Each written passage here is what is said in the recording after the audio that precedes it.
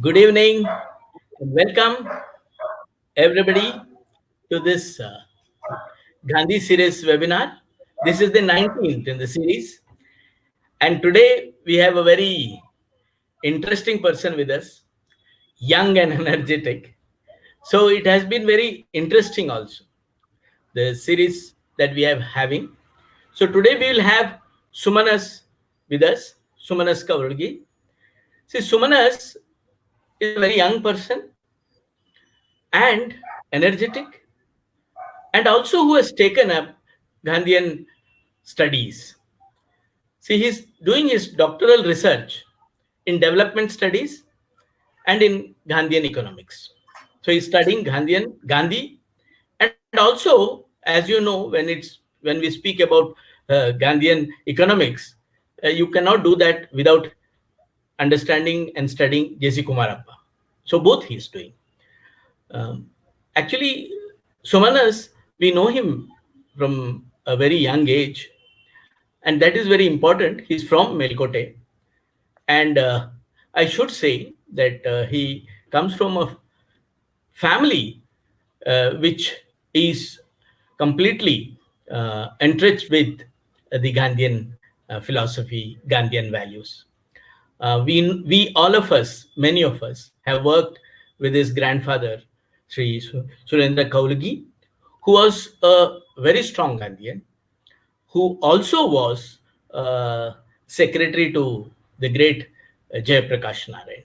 So coming back, he started this whole Janapada Seva Trust in Melkote and saw how Gandhian values, Gandhian economics, everything can be actually lived in a village, Melkote. I think in that type of a family, that type of a culture, Sumanas was born and brought up. And he has seen the Janapada Seva Trust, he has worked there, and then he went to do his higher studies, PhD, and PhD is on Gandhian economics. Today, when we look at this whole Janapada Seva Trust, they have done quite a lot of work with the differently abled people, with the orphanage, with the ecosystem, environment, with agriculture, everything. And Sumanas was there in all this work, all through. Probably that is how he imbibed all these things.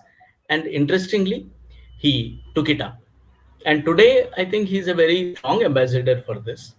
And he will be actually speaking to us today on his theme, which is doing PhD, and that will be Development as Swaraj, a quest for nonviolent social order. Um, I think it would be interesting to hear a new upcoming generation speaking about Gandhi. So, without much time, I would like to welcome Sumanas to this webinar and welcome all of you and hand it over to Sumanas. Sumanas, your Yeah. place. Thank you, Perry. Thank you very much for the wonderful introduction. So you said it a lot, actually. So today I'm going to speak about two things. So it's totally connected. So one is the theoretical aspect of Swaraj. The other one is its praxis. So this whole theoretical aspect is actually, it's actually comes from my PhD work, which I'm doing at University of Sussex at the moment.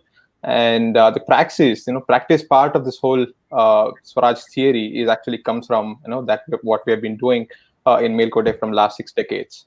So yeah, so let me just directly dive into it. So today, everybody talks about development. Everybody wants development. So if you just I myself, I've done so much in science. I've done my master's in wildlife studies. But every time when I go and speak to people, everybody wants development, and it's very interesting. It's not just only in urban centers, even in rural areas also. People wants development, and always people feel that their place is not actually developed. So still there is a need for development. And when I it's generally when I check with people, what do they mean by development? So they say that it's actually sort of a way for good living. They see it as a means for attaining a good life. So that's how they see it. See development as something, as a means. Um, and Interestingly, irrespective of social positions, it could be from very different castes or different communities. So everybody thinks that development means more in terms of material centered development. So that's what they see it as, a means to achieve something very interestingly non-material end, so which is good life in terms of peace or contentment. So I was always wondered why this is like this.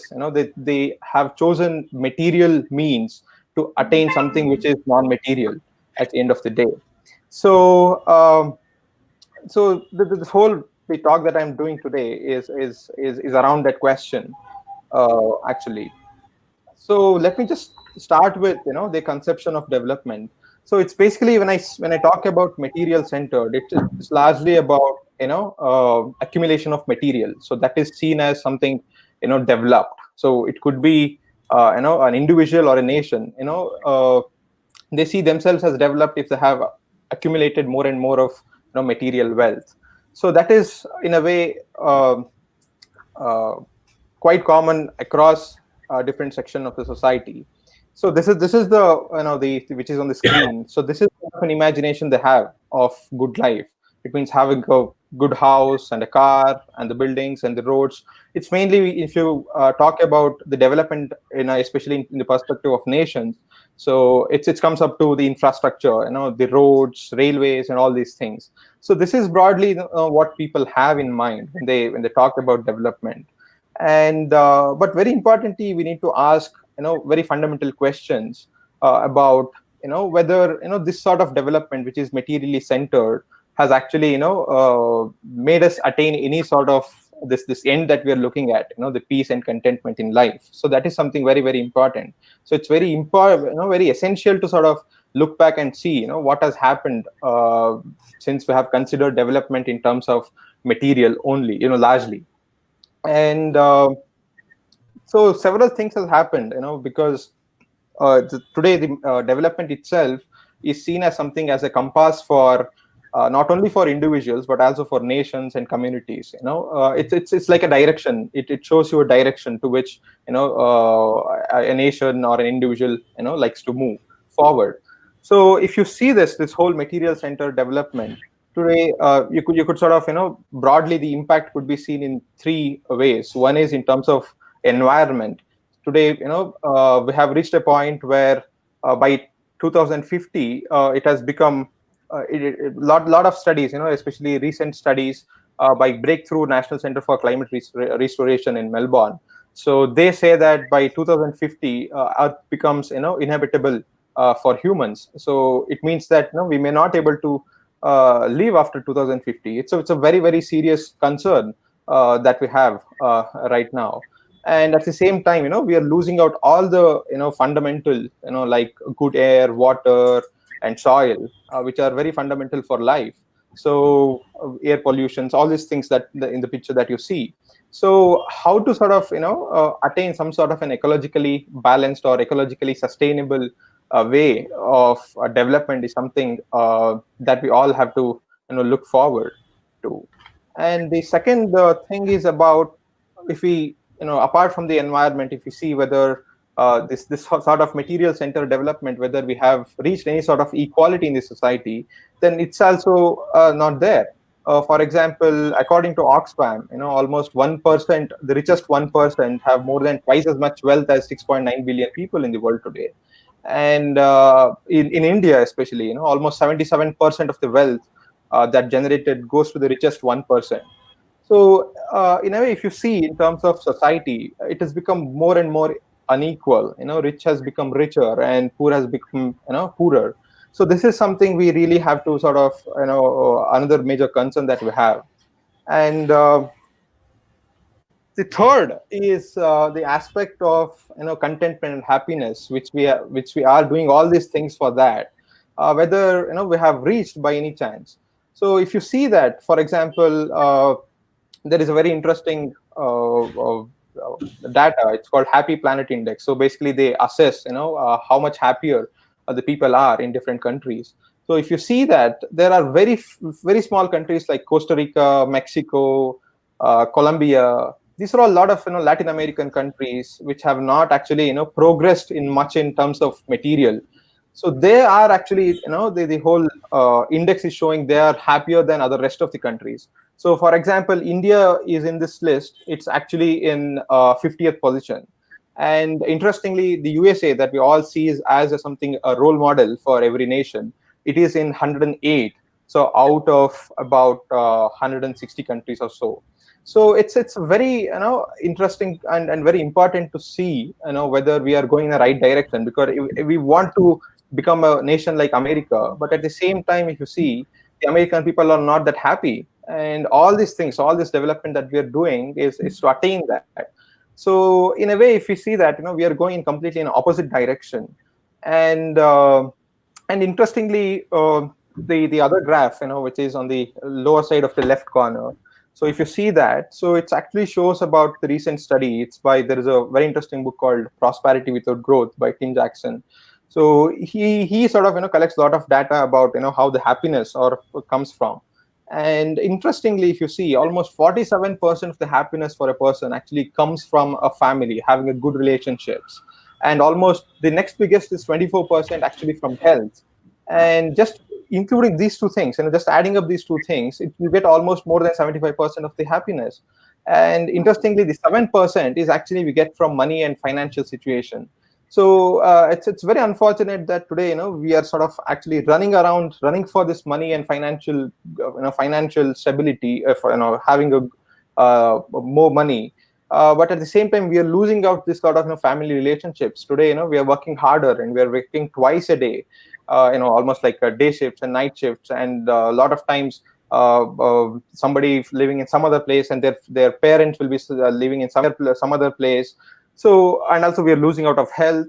So if you see this, the material center development that we have embarked upon is actually not even giving the good results as we expected.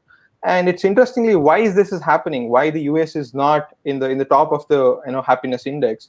So if you see that, so largely in US and other developed nations, we do three things. So one is that we work and we earn money, and we sit on in front of the TV and we see the ads and we go and buy something, we shop it, and then we again sort of have to earn more money. We work, and then we sit on the in front of the TV, and it shows that all these things that you have is already old. You have to sort of something is new out there. You should upgrade for that, and you buy that. So in this whole vicious circle, you end up having time for family and friends. So that is something very very concerned that we have at the moment.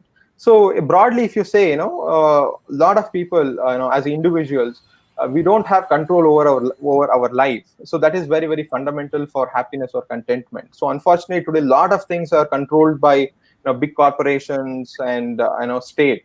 So that's why in all the three uh, uh, terms, for example, in perspective of environment or society, or in terms of happiness, so we're all actually losing out. So going with the idea of material centered development. So the next question is then what is the real development? What in what direction we should move forward? So this is where the whole my work and Gandhi becomes more and more relevant. Um so Gandhi had this idea of Swaraj. A lot of people, a lot of times we just think that Swaraj means it was an old idea just of getting freedom from the British, but that is not it. It's actually, if you go into it, you see that it has a very strong development vision for the whole world, I would say. And his associate, especially J C Kumarappa, so he was the one who actually sort of developed a lot of his economic dimensions of Swaraj development. So in this whole next few slides, I'll be talking about the idea of Swaraj development, what it is and how different it is from the prevailing development model. So in that, so Gandhi and Kumarappa actually sort of, I'd like to sort of, add more about Kumarappa. Kumarappa was a person who actually worked with Gandhi for almost 3 decades, and he was the one who actually sort of, helped to develop a lot of his economic ideas, and especially in constructive livelihoods and constructive work. So the Gandhi and Kumarappa, they try to sort of understand the social development in a framework called moral political economy. So this moral political economy, as shown in the picture, the left side, it's a threefold approach. I would call it as. So it has a three components. So one is called morality, the other one is politics, and the other one is economy. So these three things are not separate; they're actually interconnected. So the morality is a sense of right and wrong, and politics is actually about the power relations or of act of exercising one's agency. So that's called politics. And economy is something in a very fundamental way. It's about material relations. It's of act of fulfilling material needs by individuals. So these three things are actually sort of interconnected in this framework, and it has a very interesting approach called threefold approach. So it has like three folds, one on the other. So the below the bottom of the framework, as shown in the figure, is normative fold. So the normative fold, it's largely deals with the question of what should be, how it's what is an ideal social condition that you're looking at, and what is the ideal world that you're looking at. So it is not something utopian here. So it's a very non-utopian project, and it's here it's very clearly makes it very clear that you can't actually sort of attain something which is ideal. It's always like an aspiration. It acts as a direction for a society to move forward. So you should see this whole normative idea as something, as a direction, rather than something which we could be realized in the next couple of years. So that is called normative. The next fold is called interpretive. So this fold is largely deals with what it is, what it is right now, what is the existing social conditions. So you understand the existing social conditions using this normative fold as a lens. So you actually sort of use this ideal world as a lens to understand what is right, what is there right now on ground. And the next one is called pragmatic fold. That's where you come up with ideas and solutions to change the existing social condition towards this normative idea. So that is how the social development happens. That's how the social change happens. So this is very fundamental to understand Gandhian, development framework. And if you see this, all these things, it has three components. I'm sort of going through all these three now. So the first one is called morality of nonviolence, and this is sort of right and wrong. This is a basis for the larger political economy. Uh, if you see this, if you how Gandhi or Kumarappa arrived at nonviolence and something as in terms of morality. So it's very important to sort of explore their cosmology. How they understand themselves in the larger world. How they thought that humans are connected with the larger world.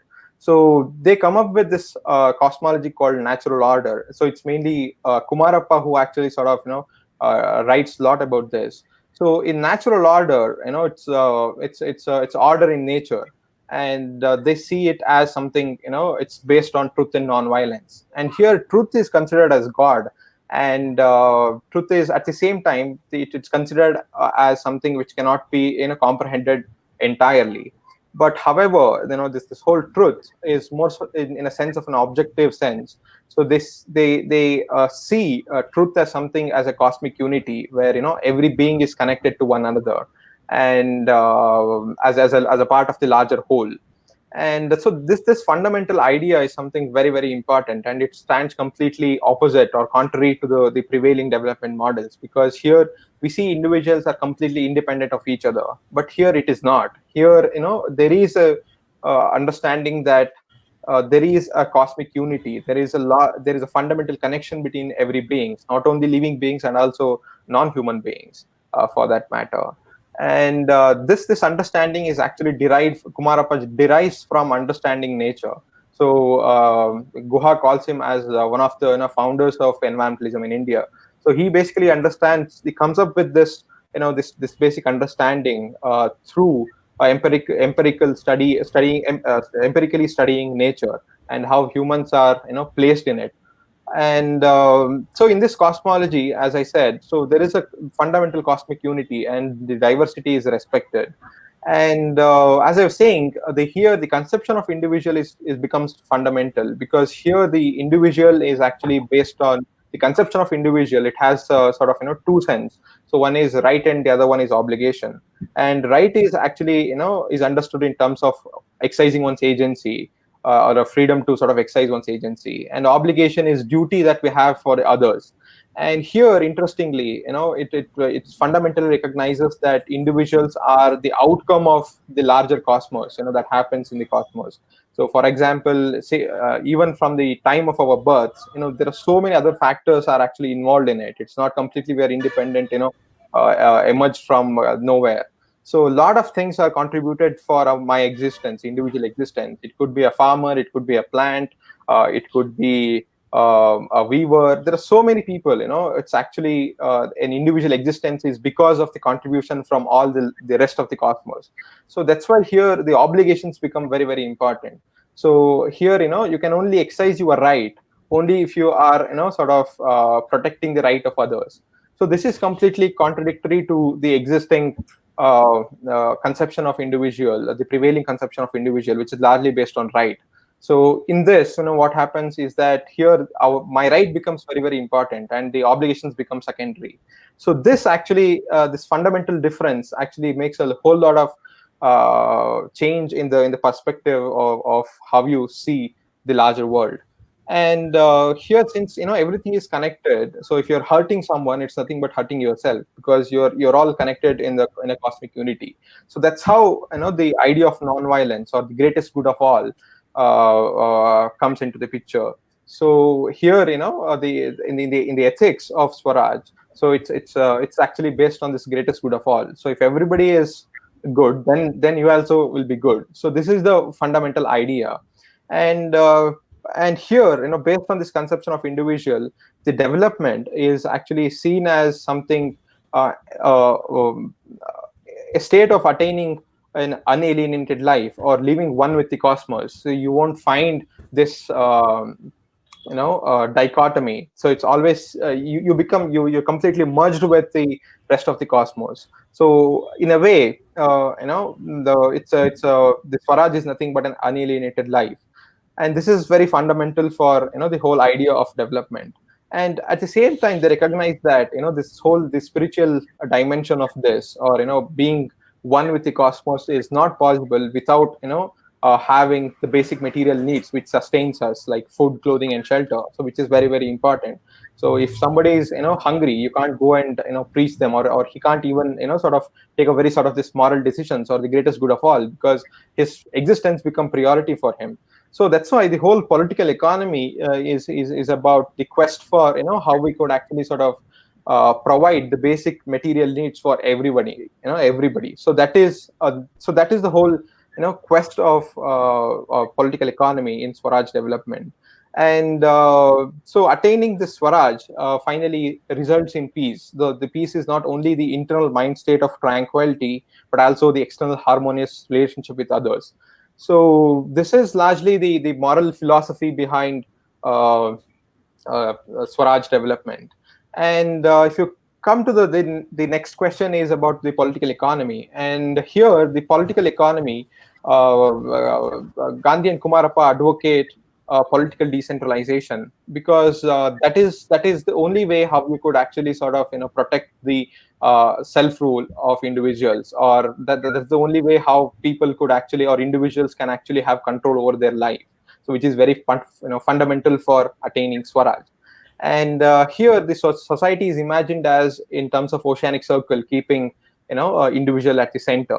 And this political decentralization has two aspects. One is they advocate non-violent democracy, and the other aspect is satyagraha. So this non-violent democracy, it's called by Kumarappa. So it is based on duty, not as rights, as we have right now. In the existing, the prevailing democracies, the right becomes priority for everybody. So it's everything is written based on the rights. But here, it's a duty becomes priority. and that gives a very different democratic structure altogether.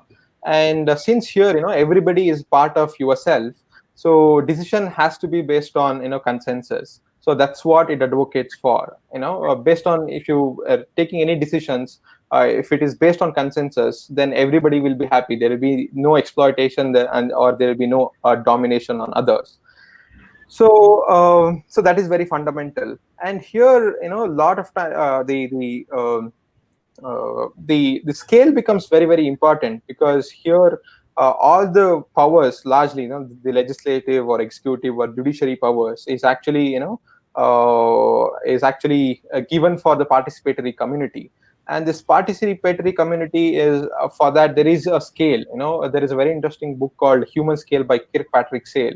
So he talks about scale, how important. A lot of times when we do work, we don't actually take scale into a lot of considerations, but it's because it's so important that we can't actually miss it.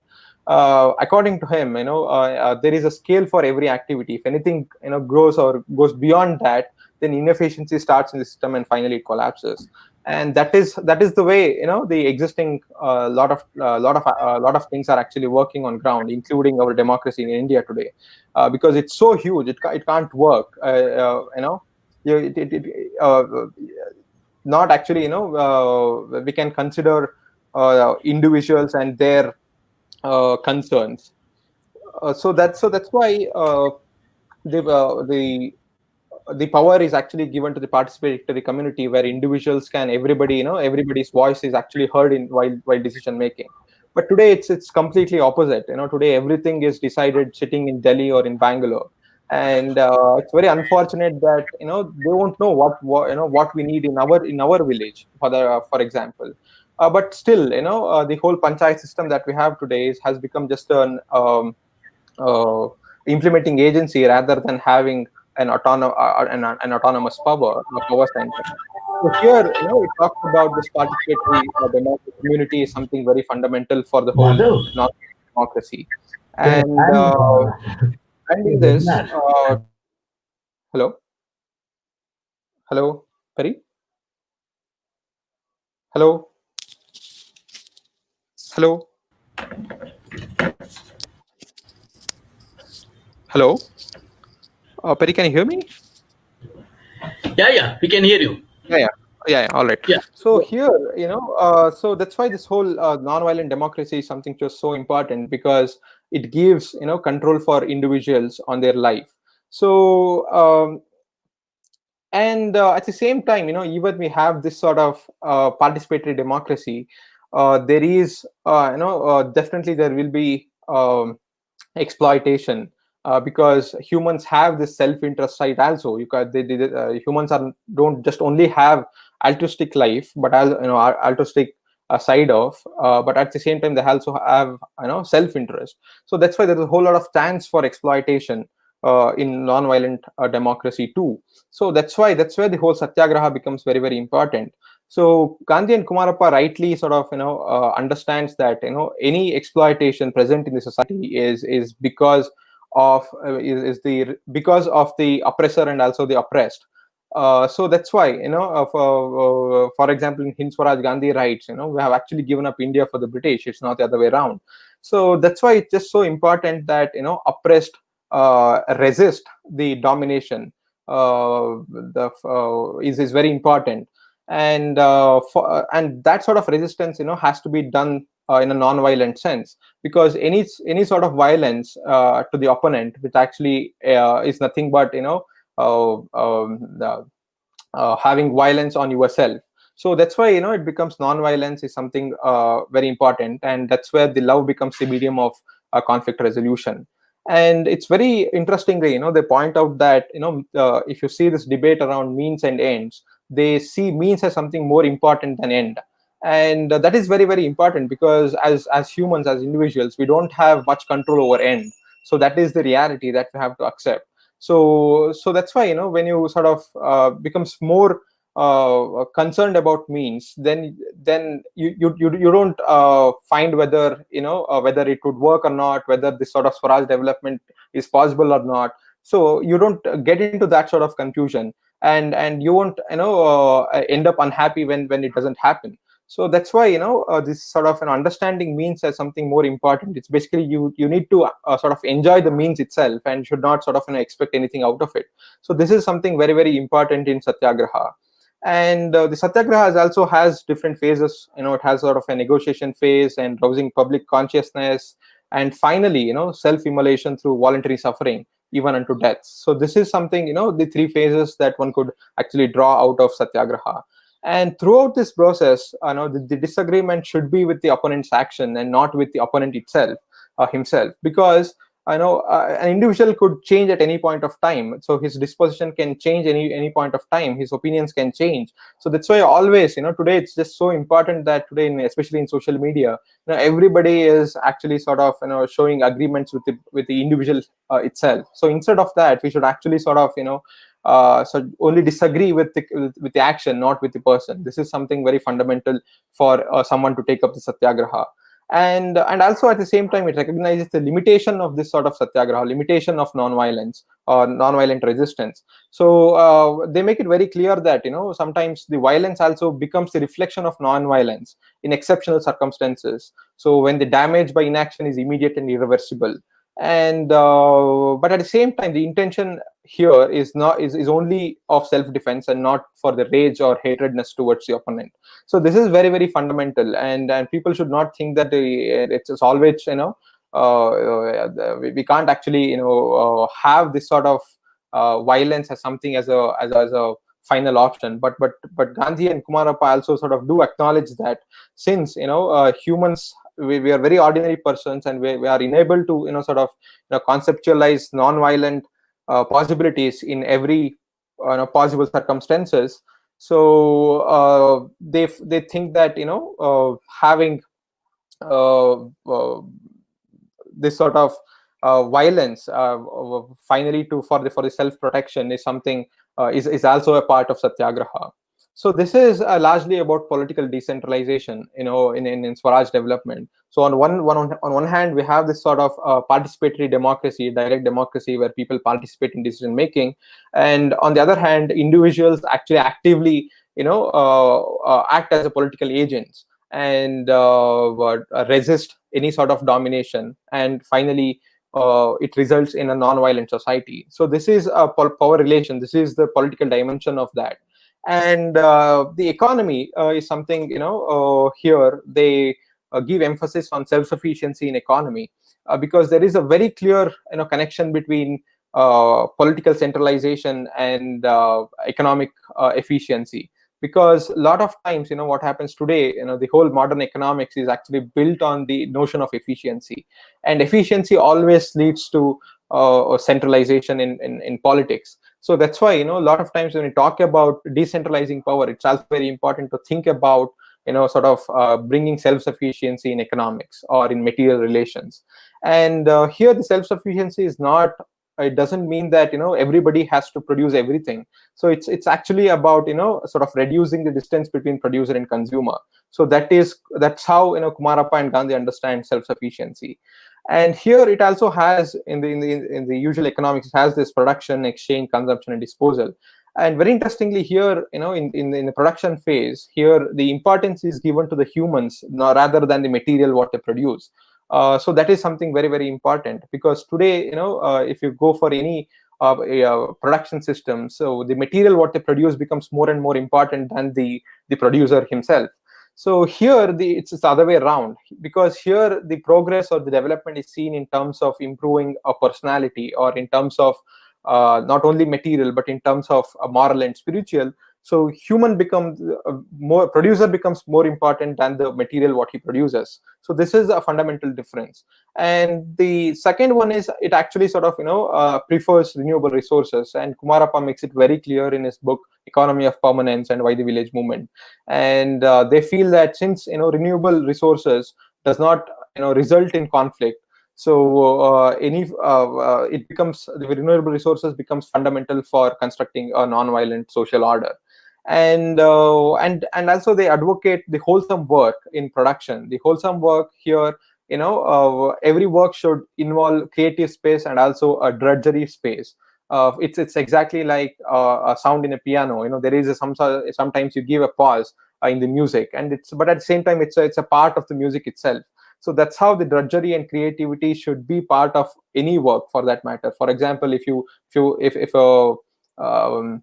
a singer wants to become a good singer, then he has to practice so hundreds of times, and then only he can able to sort of come up with something new. So that's how, in all work, it's just so important that we have this sort of creative space and also the drudgery. And this is completely opposite to the what we have today. Today the creative space is actually in the hands of few people, and this drudgery, this everyday work, the mechanical work, is the rest of the last section of the society. And the other thing is that division of labor. It makes it very clear that division of labor has to be minimum, because otherwise any work becomes boredom. So that is another very important aspect of the wholesome work.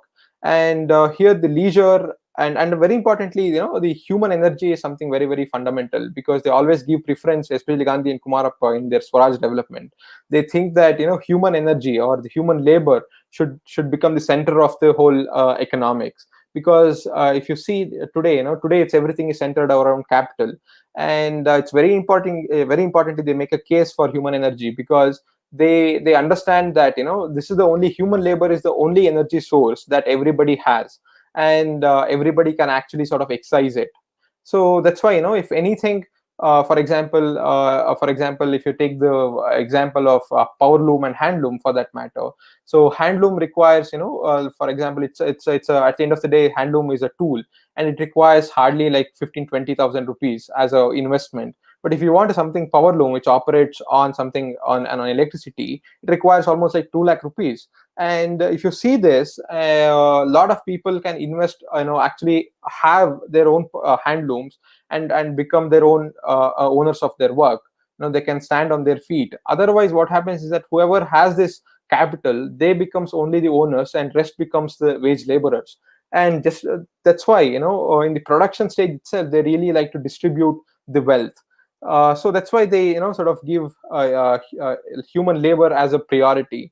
And it's also very important today that, unfortunately, we talk about, today, fortunately, we talk about all this renewable resources, renewable energy, we have to shift.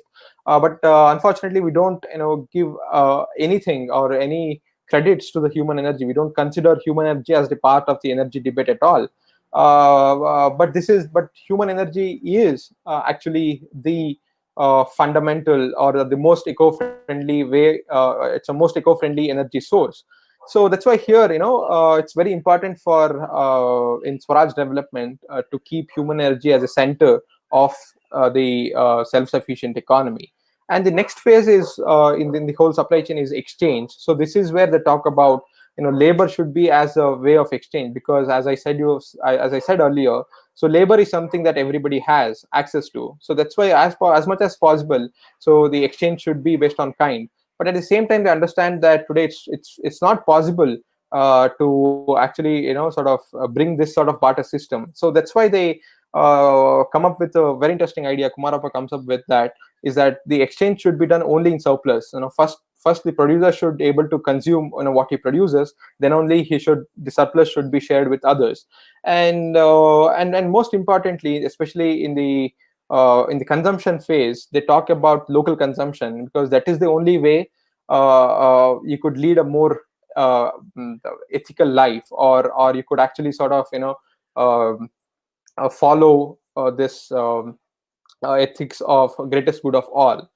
Because they see that this whole material transaction, production and consumption, not just as something material, but also it has a moral transaction. It has a moral dimension to it. So for example, if something is produced, for example, today we go and buy this branded garments in big malls and in big balls. So if you see that how these things are actually being produced, it takes you the horrible situations of garment factory workers in Dhaka and other places. There, whole lot of the exploitation is so high that they don't even get the living wages, and a lot of times they're exploited. There are a lot of rapes happens on everyday basis.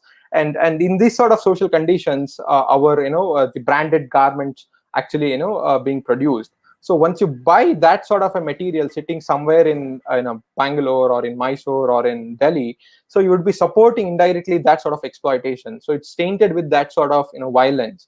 So that's why as individuals, as consumers, we have a whole lot of responsibility, if we really like to lead an ethical life. So that is the so if you need to, that's why if you have to lead an ethical life, the only way is to local consumption, because that's the only way how you could sort of track back how things are being produced, and at what cost, and in what condition actually people produces it, so you can actually go and see all that things. So that's why here in Swaraj Development, especially in economics, the local consumption becomes very, very important. And at the same time, it actually sort of asks individuals to sort of have this much more larger social consciousness, just to understand what happens when you throw something out, and when you buy something, what happens. So this sort of moral dimension is something very important. That's what the Swaraj Development demands for. So this is how broadly Swaraj Development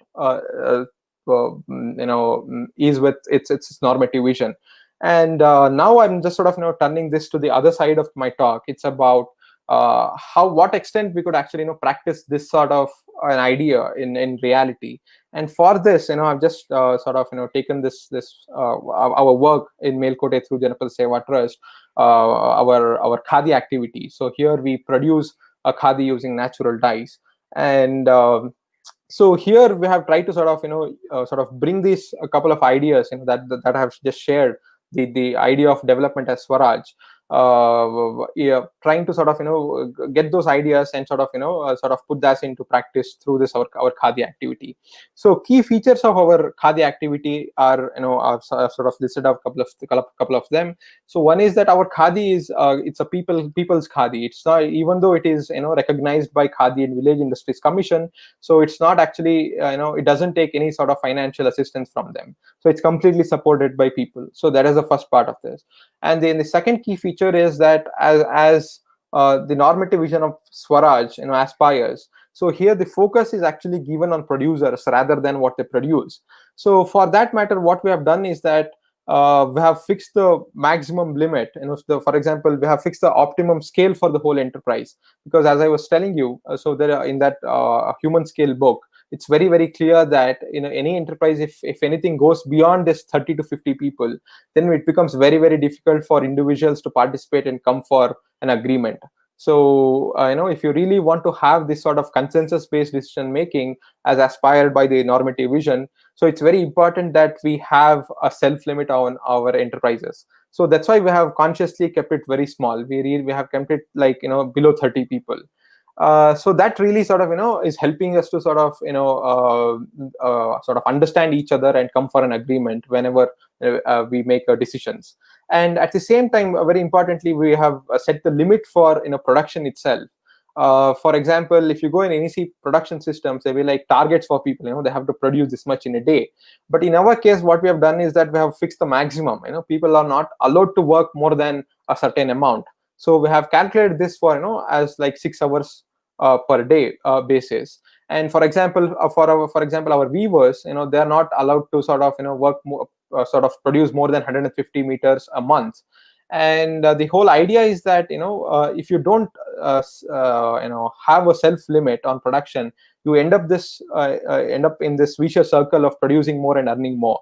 So that's why what we have done is that we have fixed the limit in production. And the idea is that if they want more money, we should be able to bring more money for the same amount, instead of humans becoming like a machines, soulless machines. And so that is a very important thing that we have tried out here, and it's really working well, because since there is a limit, people have more control over their life.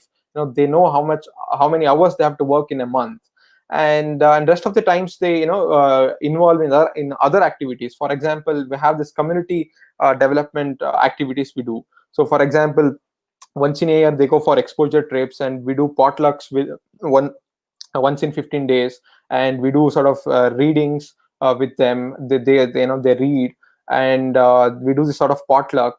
And once in a year they perform a play in Melkote. So these are all different things are actually sort of connected with the work. since there is a self limit on production, the actual workers actually involve in all these different activities. And at the same time, we also fix the limit on profit margin. We have made it very clear that we should not have a margin of more than 20%, because we don't like to exploit consumers. So we have consciously made that.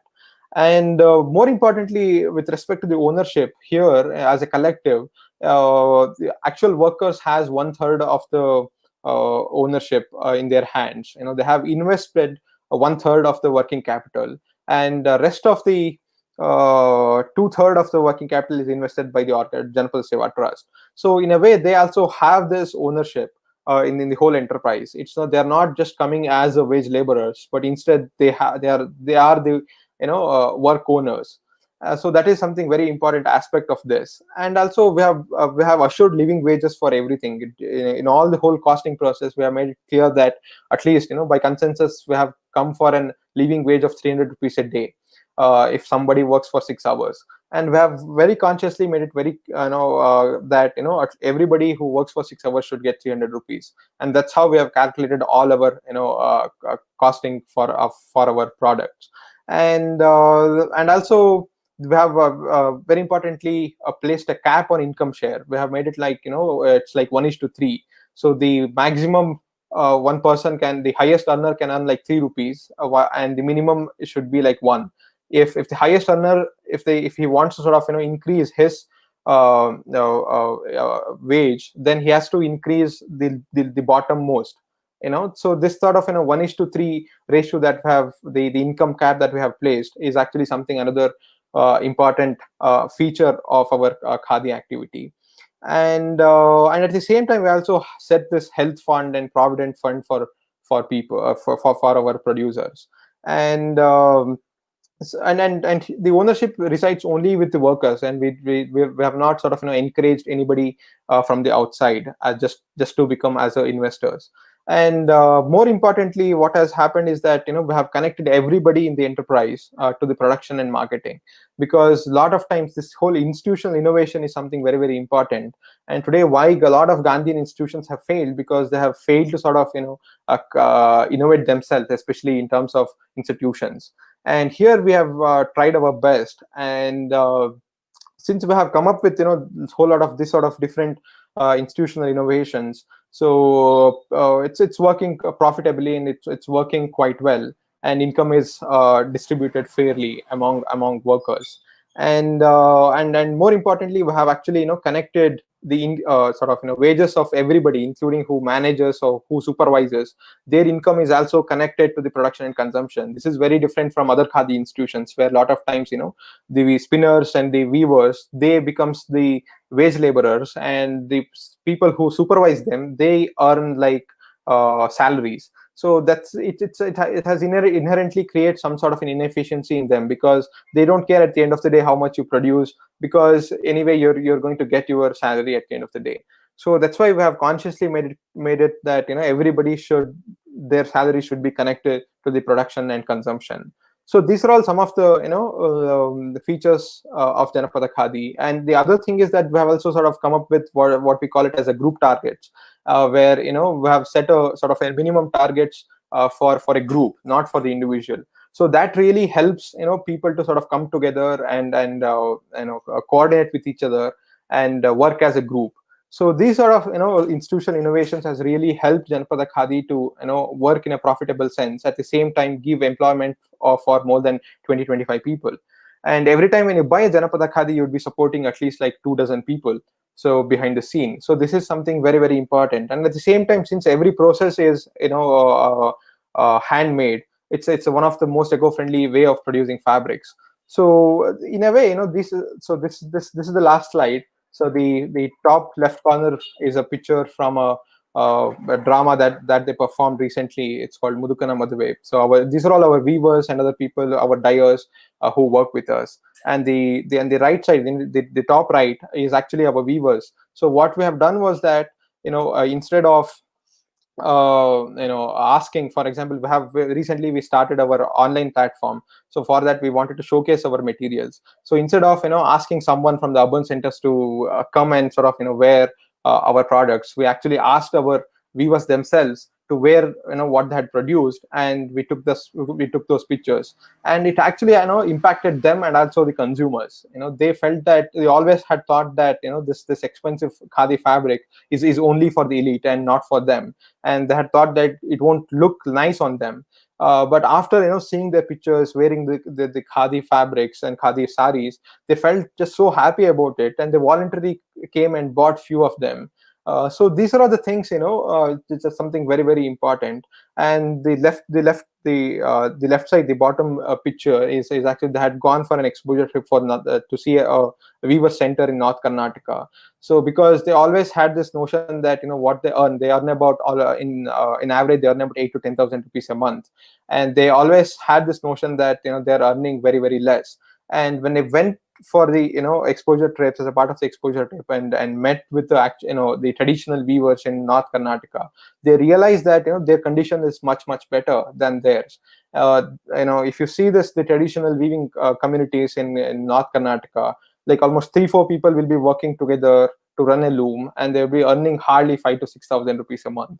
So this is the situation. So when they went for this exposure trip, they realized that their place is much better. And at the same time, we do a lot of other activities for them. So this is one of our friend Ravi Kiran from Metafaraja. So he he's a designer. He came here, and actually he actually taught them about the design, how they themselves become designers. So today, because of all these things today, whatever we produce, especially the saris, it's actually designed by our weavers themselves. It's actually they give the designs. So they because as Kumarappa says, the creative space and the drudgery is something very, very important. Both needs to be done. So that's why we have made sure that everybody should get this creative space where they sort of exercise their thinking and creativity. And so this is the whole story of Janapada Khadi, and this is how we, in a very small way, we have tried to sort of realize this idea of development as Swaraj, where here people have more control over their life, and income is fairly distributed, and whatever we produce is sort of largely eco-friendly. So this is how we could actually sort of make Swaraj development into a reality. And so the idea is that the other thing what we have consciously done, that instead of now expanding this, now we have like 20 people, and instead of making like a big production unit of 300, 500, we have kept it very small. The idea is that this sort of a small model should be replicated, and at the same time, once the scale becomes huge, it comes up with its own problems. As I said, it creates inefficiency, and at the same time people lose control over their life, because somebody else who is powerful, they start dictating the terms and conditions. So that's why we're consciously kept it small, and the smallness itself actually has helped to realize the Swaraj development to the greatest extent. And this is what I wanted to share, and thank you very much. And I'm just so privileged and just so happy to be part of this webinar series, and I really thank Perry and the team for this, giving me this opportunity. So any questions, I'm just happy to answer.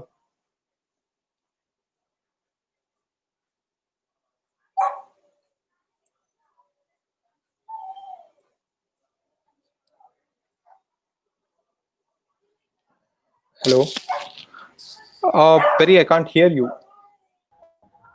So. Yeah. So thank you. You can hear me now, no? Yeah, I can hear you now. Yeah. Thank you for that. Yeah.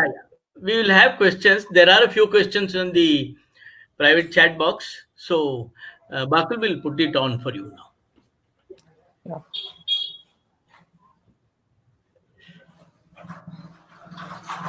Can you read that, Siddharth? Siddharth's question? Yeah. What is the impact or relevance of social order in a Swaraj? So the relevance of social order, the social order, it's understood in terms of a society, how society is structured. So it's a very fundamental in a way. It's not, the social order is not completely independent of the society. So it's basically in a what way a society should be structured. So that is very fundamental. That's what actually I had actually explained in my whole talk. Yeah. I said the beginning most of it. Bakul, can we have the next question?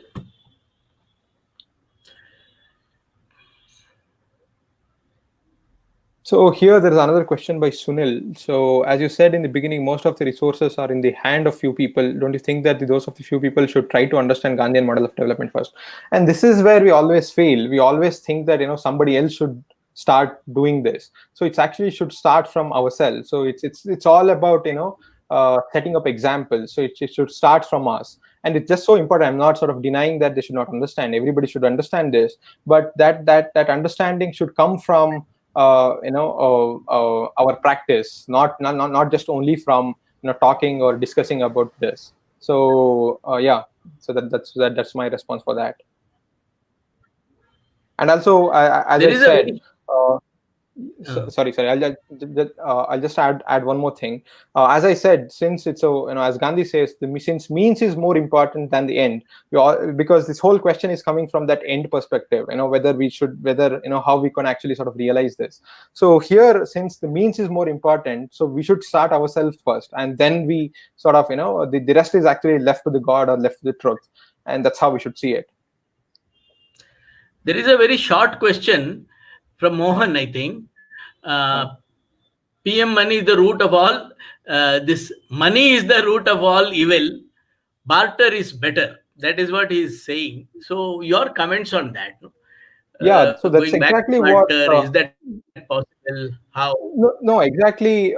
That's exactly what Kumarappa says, because barter is it's a fairer way of exchanging things rather than the capital. But unfortunately, today at the same time, Kumarappa also recognizes that we have reached a phase where we cannot actually sort of go back completely.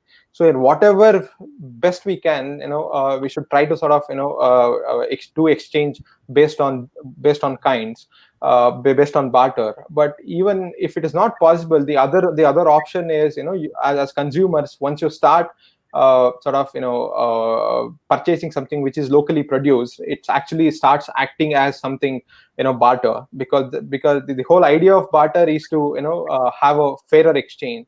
And that is even possible in terms of capital. So when you start purchasing something which is local, and which is making sure that the producers earns enough living wage. So through that, in a way, we actually sort of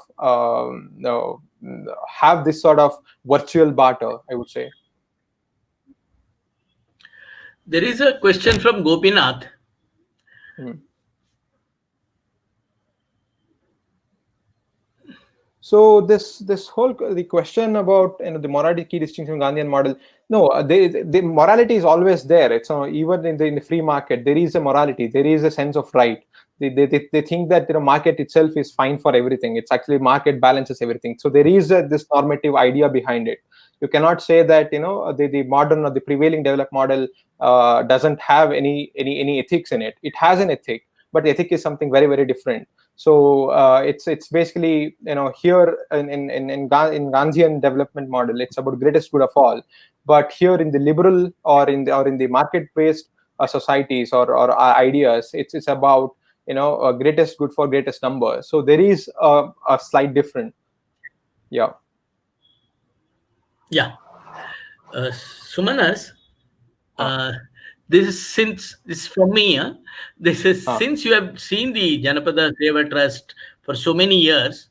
mm. Can you say any one thing that which you saw which is truly Gandhian and which is very successful, and another example where it is you had a challenge and it was not successful, which you felt bad because it was truly Gandhian, it should have been success, but it is not success No, in it's again, Janapada Seva. yeah. So yeah, that's a good question. But again, I would say that just thinking in that direction itself is not Gandhian enough, because as a Gandhian perspective, you don't think about the end. So it's actually, you have this very clear idea, in what direction you should go, and you just start, you just work on that, and you just left the result to the God, because we don't have any control over that. So if you see in that perspective, whatever we have tried over last 60 years, it's there is there is, to some extent, there is a success. We are able to sort of achieve what we had thought, but there are so many times we have actually failed. So both the things are there. And the biggest challenge today that I see in my place is that today, doing this sort of physical labor, which is central for Gandhian development model, is largely seen as something very inferior. Today, living in a village itself is becoming very inferior thing to do. So just getting rid of this notion is something I find it very, very challenging. Yeah, I would say that. And also the other question, the other thing I would say, that Gandhi, you can only All understand right. it when you start One more working. thing, one more question. Yeah. Since this basically there is a lot of talk about Gandhian model is outdated and things like that. Mm. Since you are from a, huh, Yeah, I can hear you. yeah, yeah. So there is a lot of discussion on Gandhian model is outdated and things like that. Hmm? So how do you see it, and how do the younger generation see it? Because you also come from a younger generation. I would like you yourself respond, but also represent the younger generation. No, since you know them, how do they see it?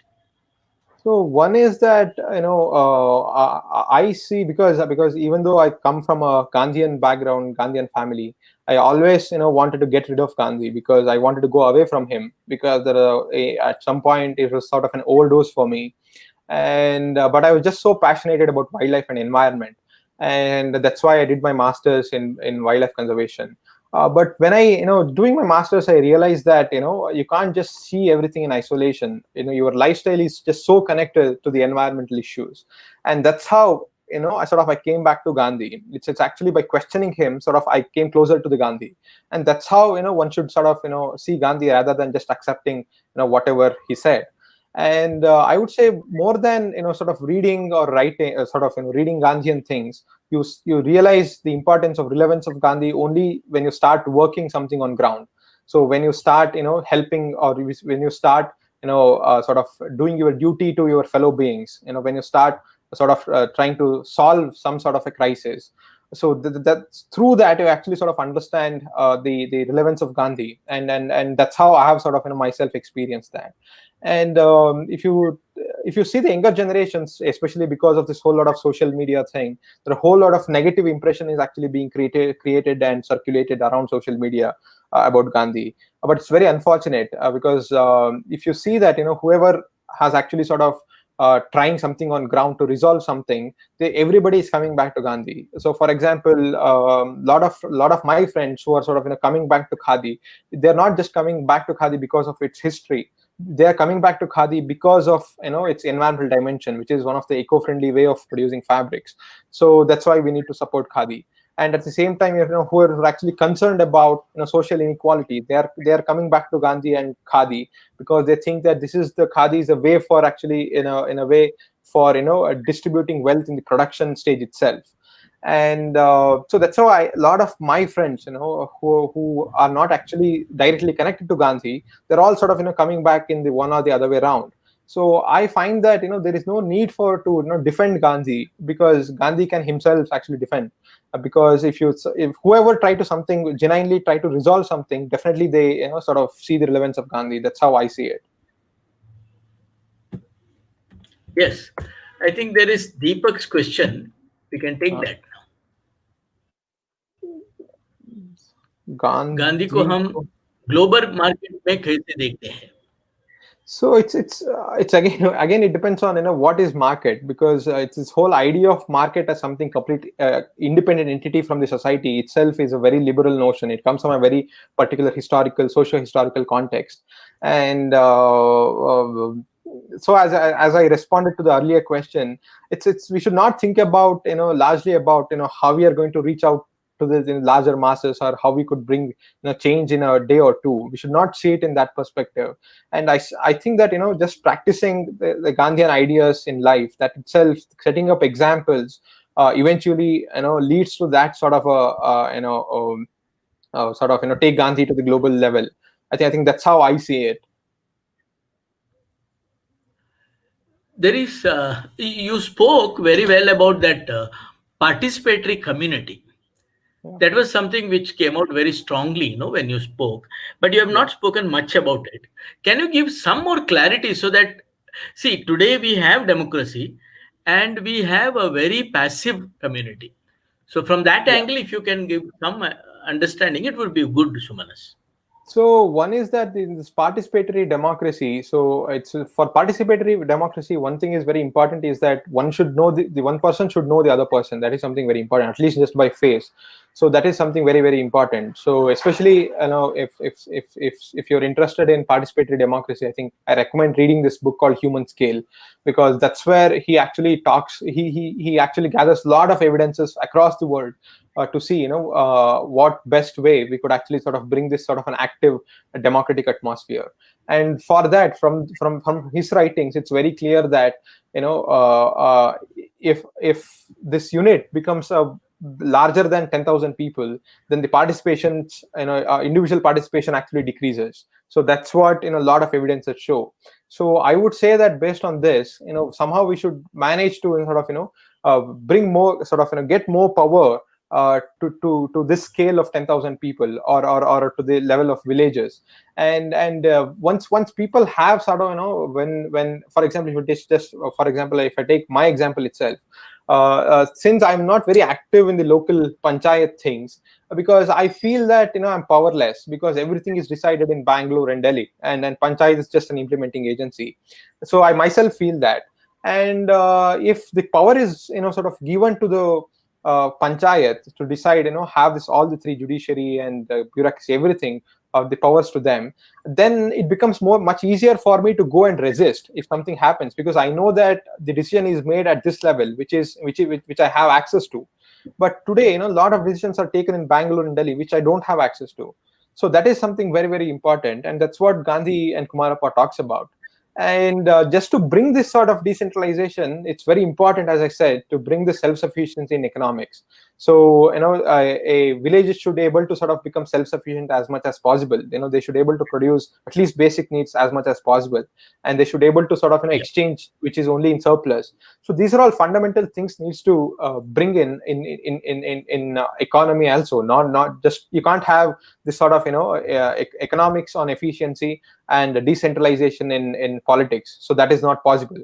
So if you really want to decentralize power, the very fundamental thing is to sort of bring self-sufficiency in economics. So this is something very, very fundamental. See, Sumanas, this response also brings forth this element, no? See, decentralization is directly related to the equal distribution of the resources. So when the resources is unequally distributed, how do you do this, the democratic process? In today's India, Hmm. the distribution of the resources is so unequal.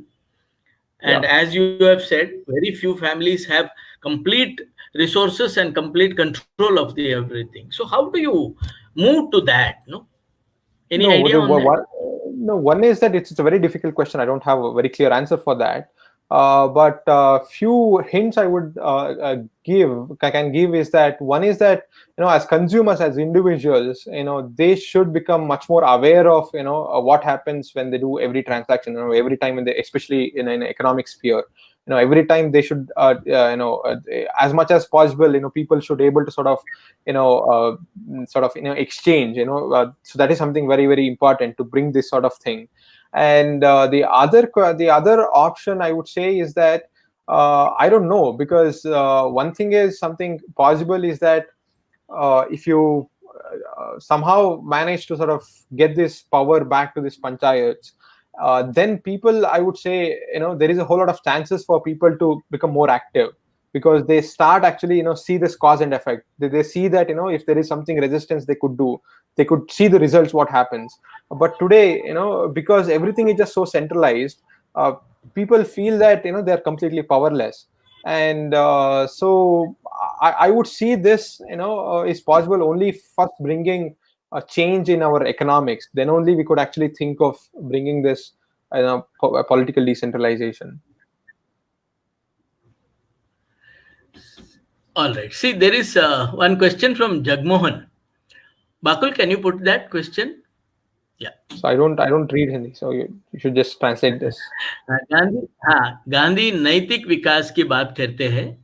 आर्थिक विकास और नैतिक या वास्तविक विकास एक level तक एक साथ चलते हैं, लेकिन फिर दोनों अलग अलग चलते हैं. आज के दौर में गांधी का नैतिक विकास कितना संभव है? ಈ ನೈತಿಕ ನೀವು ಮಾತಾಡಿದ್ರಲ್ಲ ಫಸ್ಟ್ಗೆ. Yeah. So as I said, you can't really separate this moral and material. So that is very, very fundamental. All these things, this moral thing or the moral progress that we talk about is actually should be seen in our practice, in our material practices. So that is very, very important.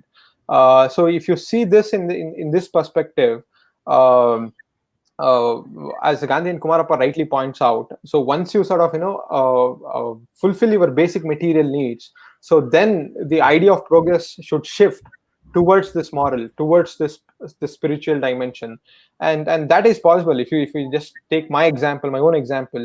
I'm trying my best, once I sort of I don't have problem for my basic needs, but now I'm really sort of trying to sort of get into that plane rather than sticking on to this material accumulation. So I'm trying my best, but it is not that just so simple, but it takes whole lot of challenge and effort.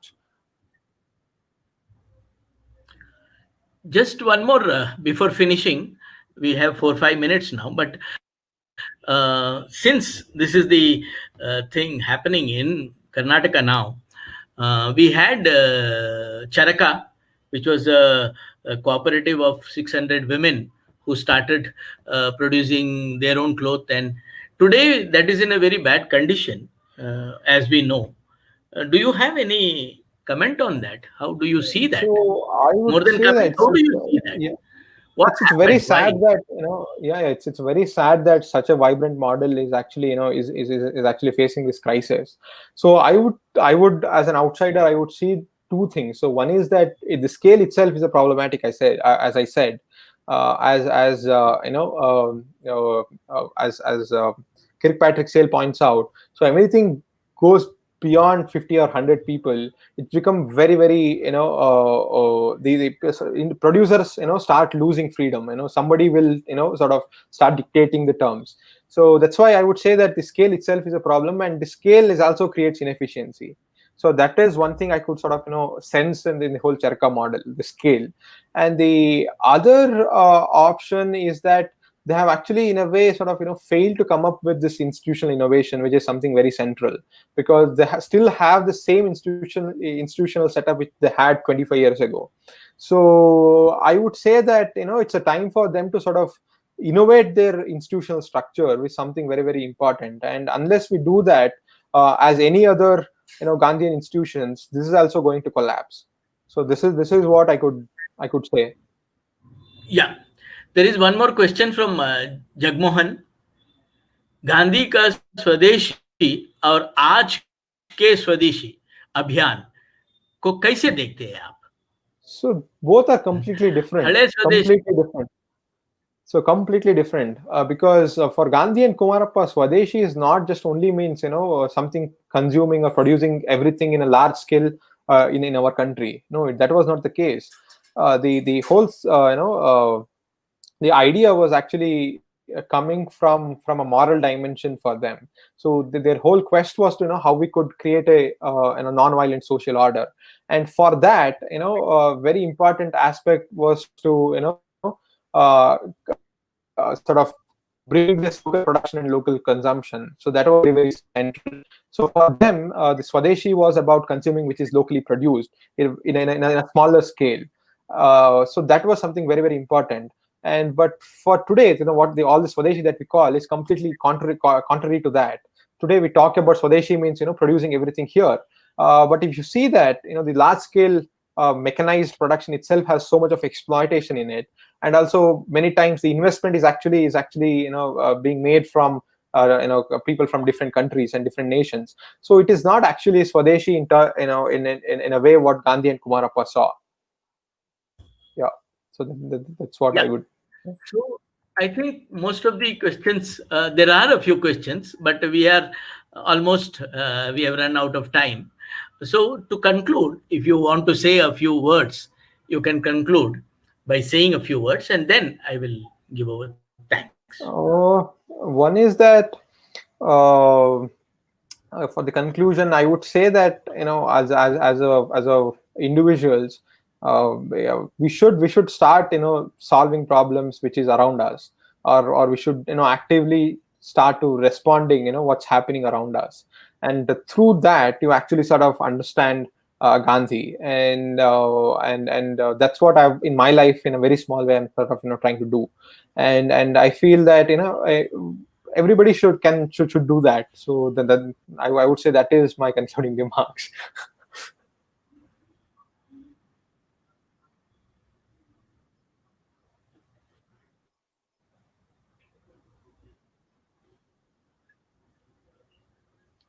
Yeah. Fine. Thank you, Sumanas. That was a Thank you very very interesting interaction. And it is very, very encouraging for all of us that you, as a very young person, the next generation, it gives a lot of hope for us on Gandhian thing and much. the Thank you. next. Thank you. So very thank you. So thank you to everyone who have come and who have made this so interesting. And as Sumanas was saying, it was a participatory community today. So thank you so much. Thank you Thank very you for much, joining. Hari. Thank you all. Thank you.